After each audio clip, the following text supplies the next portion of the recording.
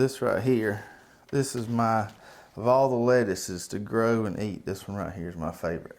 Really? It is. And I like that romaine a lot, but that's a pretty one, but the romaine's my favorite. This butter crunch or butter head just has those kind of velvety leaves. We made us a little salad last night. I put some cooked some chicken breasts and some of this in it. Man, this stuff right here is good. I do love it. I ate me a big old salad last night too. It's one of my favorite things to eat. But looky, what Greg's got. Uh-oh, what's Greg got today? Greg's got some radishes coming out of his garden. Now cut these up and put them in your salad. Those are nice there. Those are nice.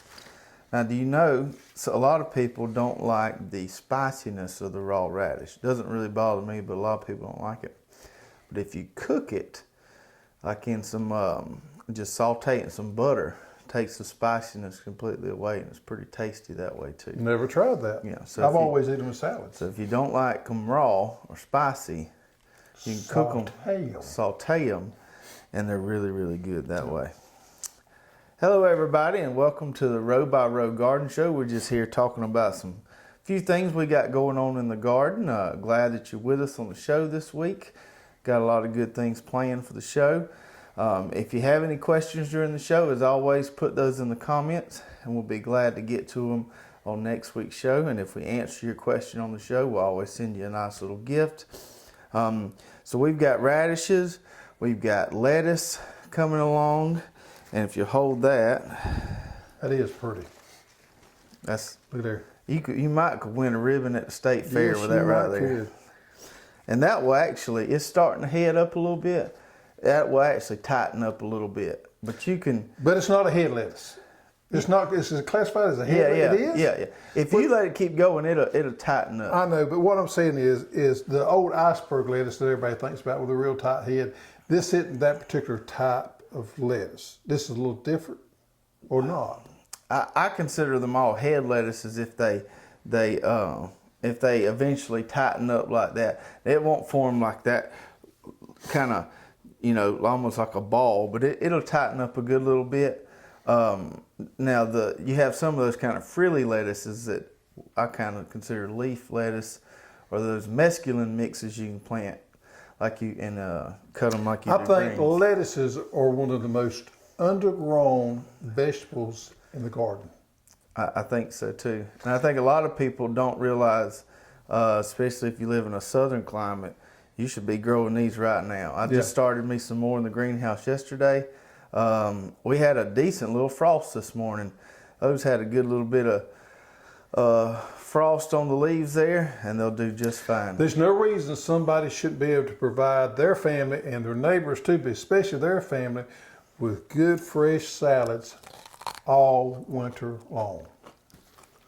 They're pretty good right now. Yep. Now I got another one here. They're not very spicy. They're not very spicy. The watermelon one's on my next list. Is it watermelon radish? Yeah, also called the red meat radish, but we sell it as the watermelon. Now this one here's got a little split in there. What causes that? Well, from my experiences, when they get a little too much water or they get too big, they can split. These are probably on the larger end of what you want to let them get. I wouldn't let them, we probably need to go and pull the rest of them. Yeah, my take on that is it's set in the ground just a little too long. Now, these things have grown pretty fast, so I've had a hard time keeping up with them, and I had a bunch of them out there and still do. But when they start splitting there, that's a telltale sign you need to be getting them out of the dirt. And just a note on storing radishes, when you harvest these babies, if you'll take them and just snap those leaves off of them, and you can put them in a little bag and they'll store in the refrigerator for quite a while. Saute. You got me all messed up here on the sauteing radishes. It's pretty good. Is that a French word? Saute? Yeah, it's got two E's at the end, and one of them's got a little... I kind of thought it might be in French. We got one more little treat here. So, the butter crunch real quick.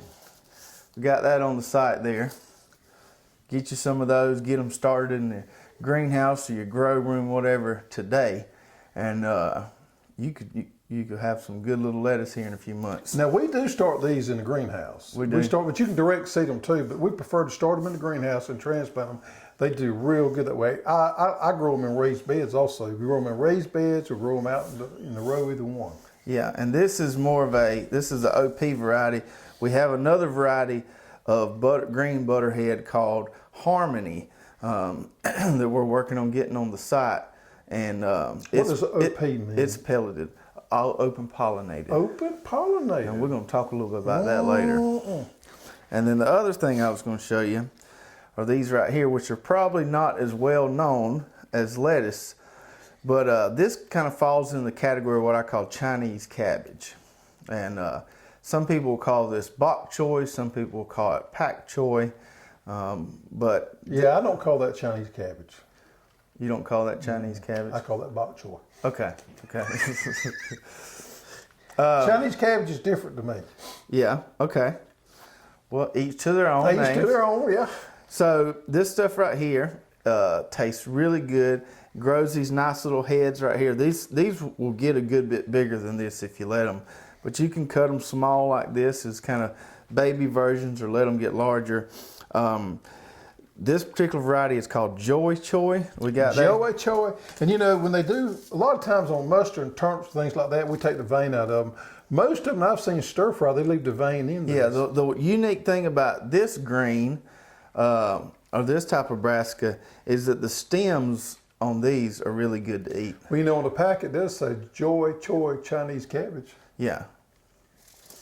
Yeah, it's like a type of Chinese cabbage, like the Napa cabbage is. But the stems on these are really tender when you cook them. And so you basically cook this whole thing here. You don't just cook the leaves. And these are really, really good to eat. They grow out really well. They're fast growing. You can get these off. What's the date and maturity on those? Date to maturity is 50 days. 50 days. And you can push that a little bit if you got some warm weather. Yeah. You could direct seed these densely on a bed if you wanted to. We transplanted these. But if you never tried pak choy or bok choy, really, really nice little cold weather crop that does well. You know, with the Chinese cabbage, was talking about that, I think of the ones that's ruffled up and that make a head. When I think of Chinese like the cabbage. Napa cabbage, yeah, like the Napa cabbage. That's what I think about. I got you. Okay, so nice stuff coming from the garden this week there. And somebody asked last week why we didn't have a tool of the week, but the last few weeks we've just kind of been using our seeds here, the Joy Choy and the Butter Crunch there, as our tool or our products of the week. And then, the phone's ringing. I hope that's somebody placing a big order. So on this week's show, we're going to talk more about seeds. So we've had a lot of people asking questions about hybrid seeds, heirloom seeds. We're going to talk even a little bit about that dirty little 3-letter word, GMO seeds, and kind of talk about the difference between each. There's a lot of confusion, a lot of misinformation out there, a lot of what I call dirty marketing going on to confuse people about stuff like that. And so we're going to try to kind of clear it all up for you. So let's start off, and we'll talk about heirloom seed, we'll talk about hybrid seed, and then we'll talk about GMO seed. So let's start off with heirloom seed. Define heirloom seed for me. Okay, I need a little drum roll here, okay? All right, so an heirloom seed, to be classified as an heirloom seed, it generally has to mean that variety was around before man started taking his hands and hybridizing plants. Not natural selection, but taking their hands and cross-pollinating, which was normally around the end of World War II. So around the end of World War II, 75 or 80 years ago, if a variety was around, documented before that time, it is classified as an heirloom. So you're talking 1930s, 1940s? Somewhere in there. And there's no definitive date when that is, because we don't know exactly. We got a time period there that we think when man started hybridizing plants on his own. So when he started hybridizing plants, it had to be a variety that was around before that. Okay. So I haven't been able to find a good concrete answer on what defines time-wise, what defines the heirloom. A lot of people just say it's a variety that's been passed down through generations, you know. And it can be, but normally, generally speaking, that's the way it's defined. Okay, so 70 years or so old. 70, 75, 80 years. Now, that being said, you know, we got a couple of varieties that we've been working with that we know has been around for longer than that, but it just wasn't documented that it was around before that, so it's kind of up in the air. And here's where the confusion comes in with heirlooms. Heirlooms and open pollinators, or we call them OPs, can get really confusing. So an open pollinated is not necessarily an heirloom, but an heirloom is always an OP, open pollinated. Right. By open pollinated, we mean you can save the seeds from it. If you let it go to seed, you can save those seeds, replant them, and they'll be true to variety. You'll get the same thing that you had with the parent there that produced those seeds. As far as heirloom seeds go, there's some advantages and disadvantages to heirloom seeds that we should talk about. Now let's just touch on another thing there. We talked about hybridizing. Hybridizing and natural selection is two different things. Right, because hybridizing is artificial selection. Yeah, hybridizing that. Natural selection has been going on for hundreds of years. Since the beginning of time. That's where they plant, say, a corn patch, and they go out there and they select particular plants out of that corn patch or squash patch, whatever, that has more vigor, that has done better, made a bigger head, and they pull the seeds off that particular stalk or bush or whatever and save those seeds. That is simply natural selection. No, I'm gonna have to correct you there. Okay. So that's still artificial selection. Natural selection would be like you've got a population of deer in the woods, and one subsect of that deer survives because they're able to run away from the predators more. So that's natural selection. Well then explain. Artificial selection has to do with human control. So if it involves humans selecting things, that's artificial. If it involves just nature completely working its course, that's natural So selection. what's the difference in taking a squash plant and manually pollinating one with a different variety to come up with a hybrid? What's the difference in that than just naturally going out there and not hybridizing it yourself, but actually selecting that plant? What's the difference there? Those are still considered artificial selection. They should be a difference there. Natural- I'm gonna make that argument. So if you wanted to do natural selection with squash, here's an example. You go plant a squash patch out there. You don't touch it, okay? And then the squash, some of the squash get downy mildew real bad. They die. They don't produce any offspring. Some of them develop a resistance to it. They produce offspring. Their seed falls on the dirt, and they keep volunteering and reproducing after you. That would be natural selection. Okay, so let's go back to that. What if we got that squash patch out there and some of them make itsy bitsy fruits that we don't like, but some of them make big fruits that we really like, but we just keep the seeds off of those big fruits? Yeah, that's still artificial selection. Well, artificial selection has been going on for hundreds of years. Mm-hmm. Natural selection has been going on since the beginning of time. Well, but actual hybridizing has only been going on for 75 or 80 years. Right. Man, this gets confusing, don't it? I understand how you got me confused. Okay, let's get back to talking about heirlooms and their importance and why we want to grow them in the garden, or maybe why we want to choose a hybrid variety. So heirlooms, advantages are you can save your seeds. As you can with other OPs, open pollinators. Right, and any open pollinator, you can save your seeds, which is valuable for some people. Sure. Especially if you want to preserve that kind of gene pool of that variety. We have a running pea that's been in our family for a little while that we saved the seeds off of. That's right.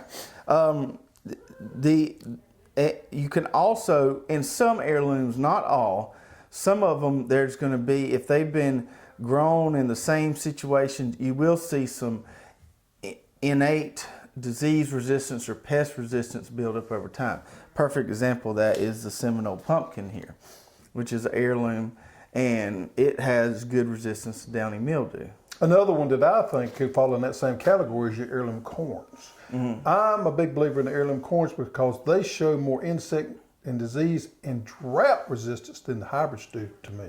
Right, but that's not the case with all heirlooms. No, you take not. something like an heirloom tomato, which is around here pretty susceptible to spotted wilt virus, and it's not a matter of if it's going to get it, it's a matter of when. So some heirlooms are conditioned for pest and disease resistant, some are not. Another a misconception I find with heirloom, if you go online and search heirloom vegetables, you'll see hundreds of websites that are out there telling you that they have better taste and flavor than hybrids do, because hybrids have been bred for production, not taste and flavor. I don't find that to be 100% always true. No, I don't either. So, yes, some hybrids are designed for production, may not taste as good as the heirloom, but I've planted plenty of hybrids that in a blind taste test, I couldn't tell you the difference. Or the hybrids was better. Or it was better. I know with the sweet corns, there's been a lot of work done with the sweet corns, hybridizing those to get the sugar content up, up a lot. So yeah, that's a prime example there, the sweet corn. That's right. So with heirlooms, you can save your seed. The seed is going to be true to the parent, and you may have some built-in disease resistance there. We have some heirlooms on our site that we carry that we really like. We also have a fair share of hybrids too, which is what we'll talk about next. So let's define a hybrid. A hybrid is when you take two different parent plants and cross them, and their first offspring, which is considered an F1, right, is the hybrid. That's right. Now, the thing with hybrids is you can't save the seed. If you plant that F2, you can't save the seed, but they come back the same you can't save the seed and it be true to variety. That's right. And there's a reason behind that. We talk about this in my biology class. Back when Gregor Mendel, way back in the day, did all these genetic experiments on peas, what we call English peas, he found that the F1 generation, when he took two true breeding parents for whatever gene he was looking at, and he crossed them, the F1 generation, all the individuals were the same. But then when he took two of those F1 individuals, bred them together, and the F2 generation, you see all this genetic variance, which means they're not true breeding in the F2. And that's how we started to understand genes and chromosomes and all that. So the F1 is what you're looking for. Now with the hybrids, you are getting that increased selection for those good traits. Whether it be disease resistance or insect resistance or other things, they are bred for higher yields. Or even better taste. So you're getting that selection done for a particular outcome of that variety. That's right. So we're taking a parent that has this trait that we like, we're taking another parent that has this trait that we like, and we're trying to get the best of both worlds. And it doesn't always work. A lot of times there's a lot of trials and failures with that, and you have to keep going over and over again till you find the right combination to get the right traits in that F1. That F1 that you want. I believe I had an accident there. I got a little excited, didn't I? A little excited. Microphone jumped out your pocket. So let's talk about in which situations you might want to plant a hybrid over an heirloom. Perfect example would be this Bella Rosa tomato, which we've been having a lot of people order these lately. This has been a real popular variety since we brought our seeds on. So this Bella Rosa tomato is resistant to the spotted wilt virus, which causes a lot of trouble here. Without this, we don't put up a whole lot of tomatoes. Nope. Now let's do here. This is an heirloom. I love this heirloom. It's got great flavor to it, and if you can grow this, it's wonderful. And we can grow them and get a few tomatoes off. Very few. Even the people that can grow these right here, they're not near as productive as that one is. That one will make a lot more tomatoes. This is. Now the argument can be made that this one has way superior flavor, and it's better to have one tomato than it is to have 5 of these. And I'm okay with that argument. Here's the problem: I can't grow these. Right. I mean, I can't grow them I can't be successful with them. I can grow this tomato right here, and this is a hybrid. So I have to grow a hybrid that is disease resistant to be successful growing tomatoes. If you can grow these and you want to grow these, have at it. That's great. But if you can't and you're having problems, then you need to switch up and start looking at a hybrid. Yeah, and with the Brandywine there, if your goal is just to get a few tomatoes that are just beautiful and delicious, go for it. If you're a homesteader, kind of like we are, and you like to put up some tomatoes, have that tomato sauce or salsa spaghetti sauce, you're going to want to aim for this higher productivity, so you ensure you get tomatoes there that you can put up and have year round. Yeah, and there's more than just this variety out there that's a hybrid tomato. I think we're going to have like 3 of them on Yeah, our we're site. going to have 2 more. We're going to have one called Brickyard and one called Mountain Glory, which was actually part of this mountain series of tomatoes grown around by NC State. NC State developed that series, and it's a great flavor profile is really good on those.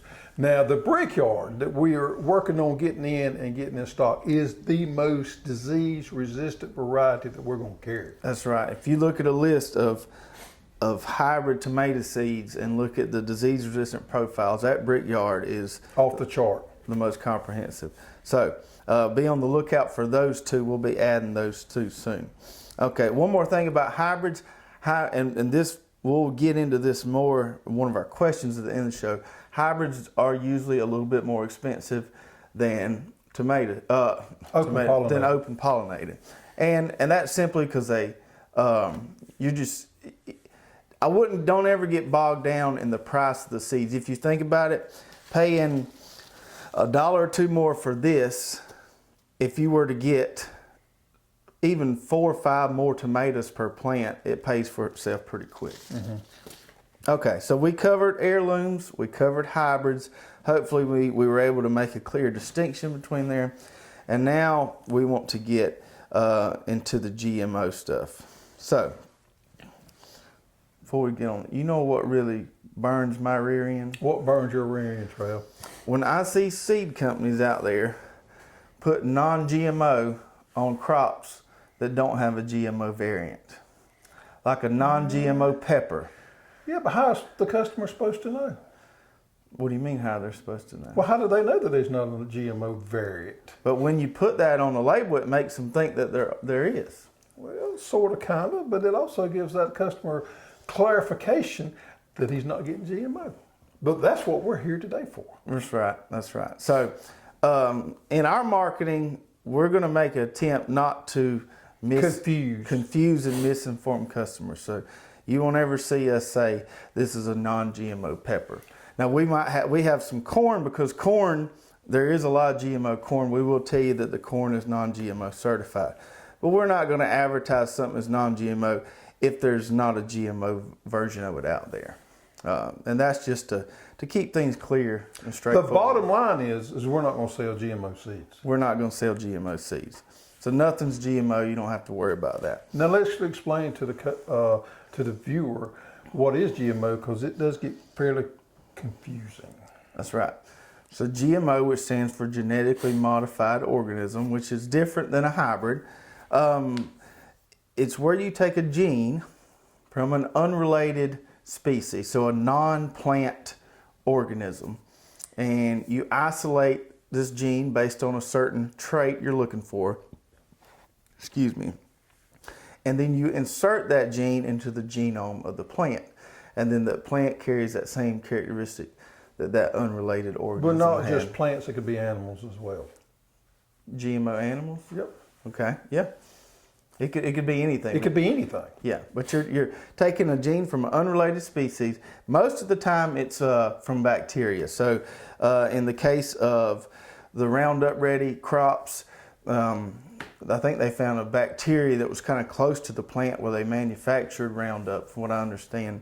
And they isolated a gene from there, and that's what they use for that. And then the BT corn, that's just using the actual BT bacteria, isolating a gene from there. Mm-hmm. So you're taking bacterial DNA, inserting it into plant DNA to get that trait transferred into the plant. Now, there's been a lot of misinformation, a lot of marketing done out there on GMOs, and it really gets people's feelings stirred up. Oh, just fighting mad. Just fighting mad. And I think it's primarily because people don't understand it. Right. I agree. I think it's because there's a lot of misinformation out there.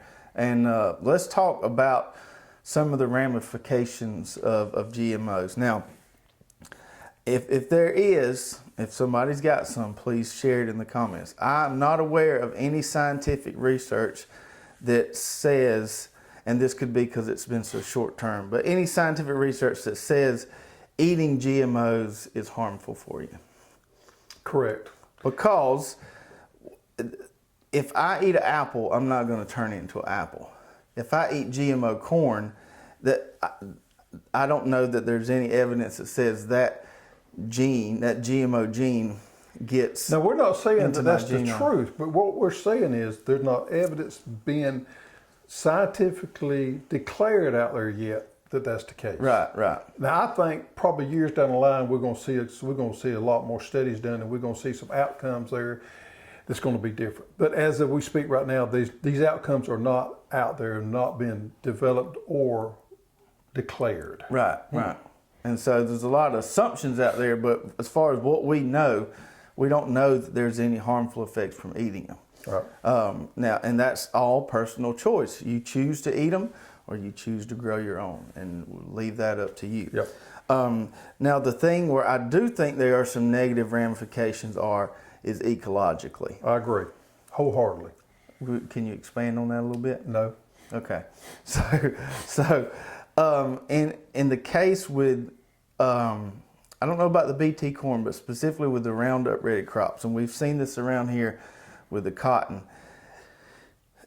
A crop that's going to allow you to continually spray non-selective herbicides like Roundup over and over and over again without any kind of rotation is without a doubt going to always end up in some kind of pesticide or herbicide resistance. And we've seen that with pigweed around here. Another thing too is we can see contamination from these GMO genes to contaminate our open-pollinated varieties that we've held on forever and ever.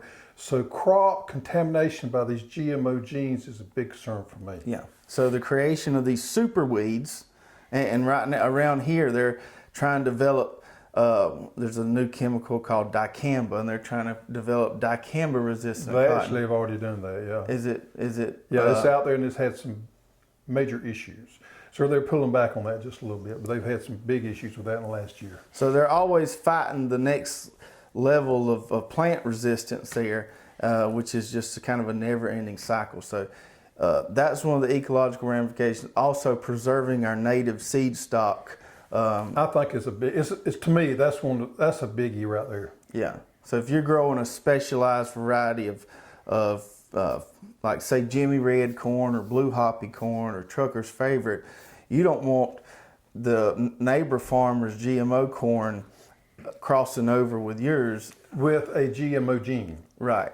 Yeah, because it can easily happen. Yep. And that's all of our corn is GMO tested, so yeah, we're good on that. Okay, so there is a website for people that didn't get clarification, or we may have confused them even more.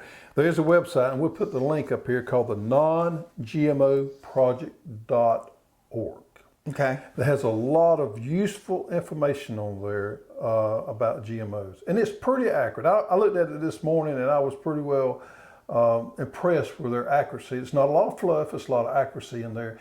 And the problem, from their standpoint, they do a lot of consumer research, but a lot of the problems with GMOs is processed foods. Mm-hmm. So you may have tomato paste, well, the tomato was actually a non-GMO, but in the processed foods world, they may have used corn oil, soybean oil, well, they got contaminated with GMOs, and they explain all this kind of stuff in a way that I think is informative. Also, they have a lot of information there telling you what GMOs are. Okay, good deal. So check that out. No dashes, all one word, non-GMO project. non-gmoproject.org. .org. And before we move on to our questions, I want to touch on one thing. We've seen a lot of seed companies increasing their offerings of organic, what they call organic seed. And I've done a little research on this myself, and because I'm skeptical of this organic seed, because that word organic has gotten just completely misconstrued over the last probably 10 years. Genetically, there's no difference in that organic seed versus a conventionally grown seed for the most part. Most of these organic seeds that are being sold out there and advertised as organic they originally had to come from a conventional seed, and then most of them have only been grown organically for 1 or 2 years. So it's no different than you buying a conventional seed, growing it organically 1 year, saving your seeds, whatever. So genetically, they're often the same seed. And that gets confusing with coated seed. With Well, they take insecticides and coat some of the seeds. That seed is not organic. Right, right. So it gets a little confusing there. We're real concerned about the coating of the seed, and we do a lot of research on that before we bring a seed in to make sure that it's not coated with a neonicotinoid. Yeah, so we want to glaze over I that didn't real realize quick. we had some fancy. So neonicotinoids, which when coated on the seeds, work as a systemic insecticide. That's correct. So that means it's coated on the outside of the seed, and then when that plant starts to grow, the seed germinates, that chemical's inside that plant.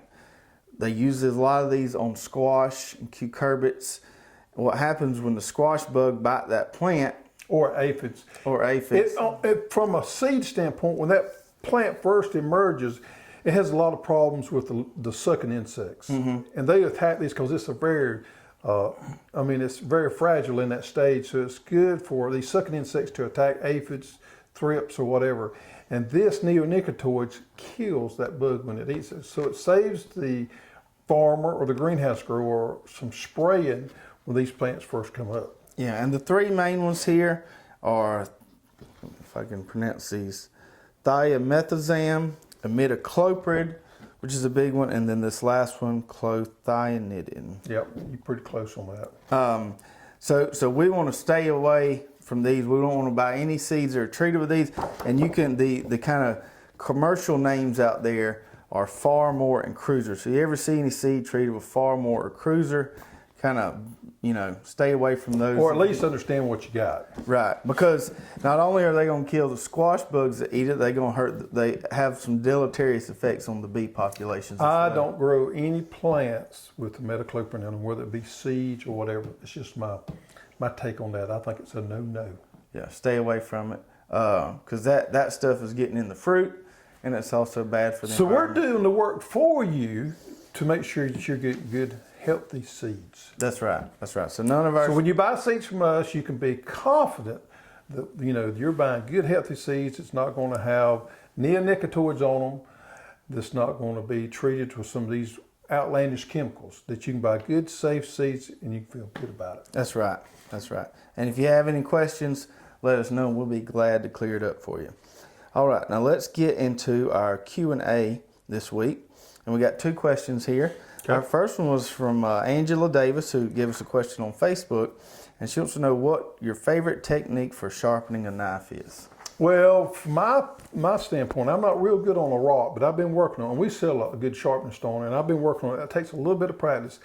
I use, if it's in bad shape, I use something like a 400 grit sandpaper on a little wheel here that turns, and I get the rough on it.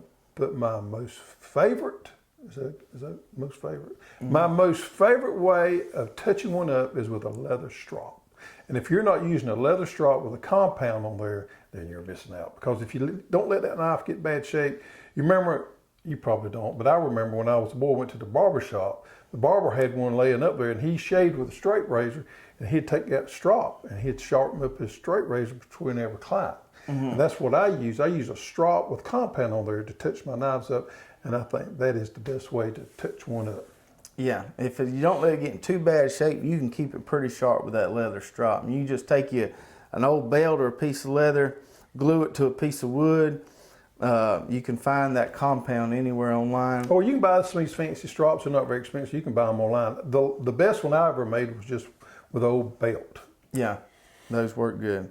All right, so next question is from Sean. Sean says, why are hybrid seeds so darn expensive? And could I let a few go to seed for next year's crop? I've heard all kind of answers about this. So we touched on this earlier. For the most part, I think the clearest explanation, hybrid seeds are more expensive because they cost more to make. They cost more to make. They're also going to be more productive for the most part. Do not attempt to save hybrid seed. Yeah, don't attempt to save them. You could save a batch of them, and maybe 1 or 2 would go true to variety, or sometimes they're not viable at all. So don't try to save the hybrid seeds, but be sure that when you do buy a hybrid seed, you understand that you're getting some increased value there. And that's why it may cost $1 or $2 or more per seed pack. All right, so hopefully we cleared some of that up for y'all today. Hope you really enjoyed the show, and we will see you guys next week. Take care.